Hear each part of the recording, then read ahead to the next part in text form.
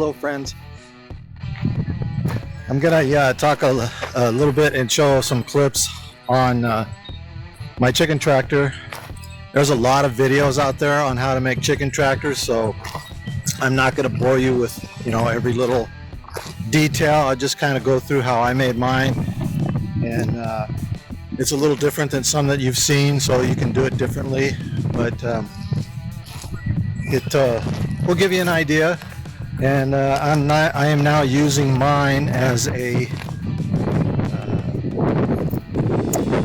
hen house. So if you've looked at some of my other videos, you've seen that, and you can see it in the background there. It's just got tarps and plastic, but it looks like hell because the wind has tore up that plastic through the winter, but luckily it's warming up right now. So anyways, without further ado, let's get into it.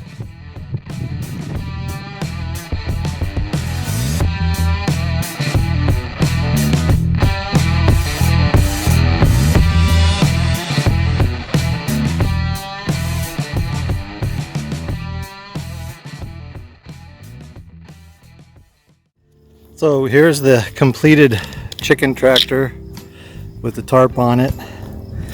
All made with stuff I just had laying around. All I had to do was buy some screws, and you did have to buy a couple of longer bolts for axles for the wheels, because I took the wheels, I'll show you those in a minute, off of a goat hutch that really wasn't getting moved around hardly at all, and so I figured I didn't need them. But the steel on them got bent around also, so I had to reinforce them, so I used some T-post, and that worked a lot better, but I needed longer axle bolts. So here's the inside. You get these chickens in here, so they got shade, and they'll get partially sun if they want to be in the sun too, and so they'll get out there. And here I'll show you the wheels and how they, here's one side. I don't know if you can see that or not, but let me go to the other side, maybe that'll work better and see, and I'll show you how it works. And so you can see right here, they're there, and if I can get the camera, and so what I do is you put the wheels down like this, okay, and then you go like this. Got to get it over. I can't do it while I'm holding the thing, and put it under that. Did you see that? So I put it under that, and I got a little hole, and that props it up like that. And then when you want to lower it back down, just do that and prop the wheels up. So works pretty good. I've used it before. I just had to use those T-posts to make the bar stronger.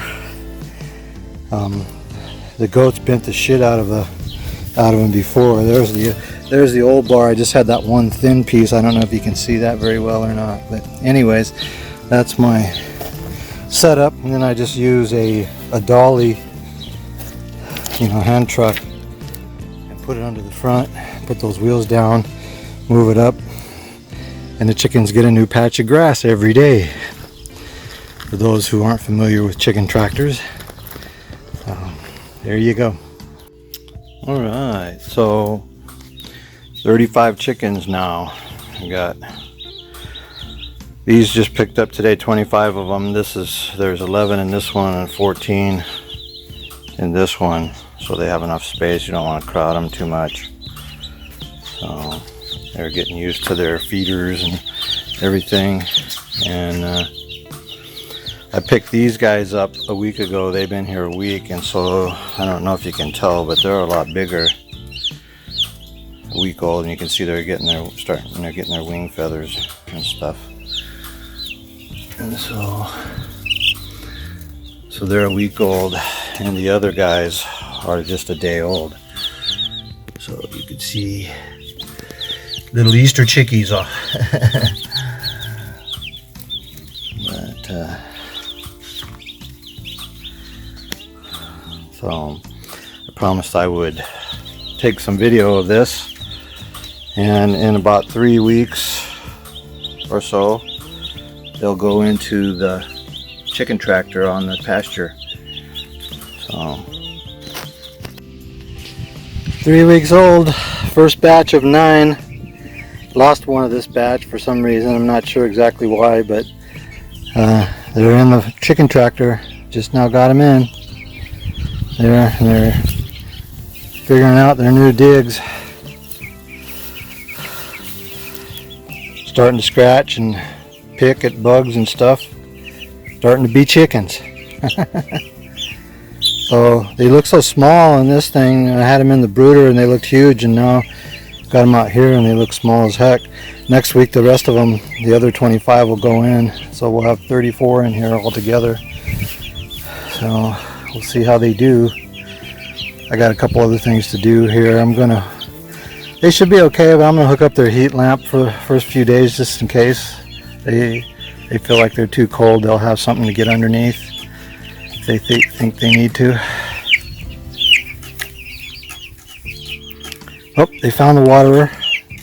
Got a water bucket with chicken nipples on it. They call them chicken nipples. It's pretty cool. So they peck at that and they get water, and they don't get it all dirty and crap. It's the cool invention, whoever thought of it. It's awesome.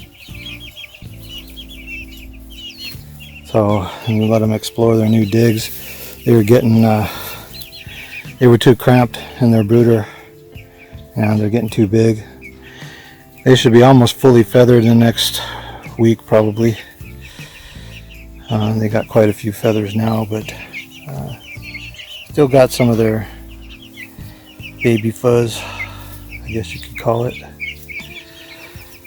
They'll bunch up too if they need to be warm, so they're probably okay, but we'll see. We've had a lot of rain, but it's supposed to ease up now finally.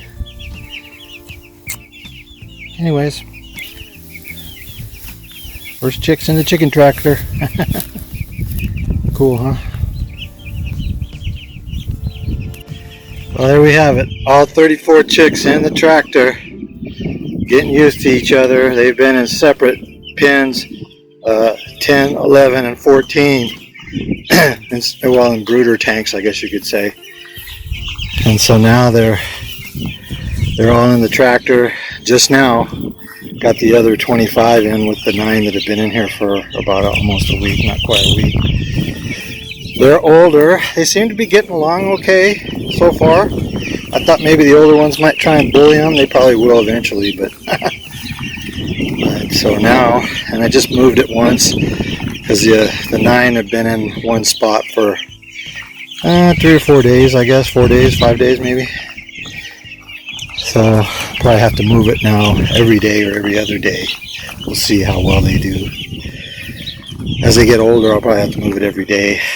So anyways, meat birds. And I got some spent grains from a brewery that are already been fermented, and I've been drying them out for the last couple days, otherwise they spoil. And probably have enough grains now to feed them through the whole thing.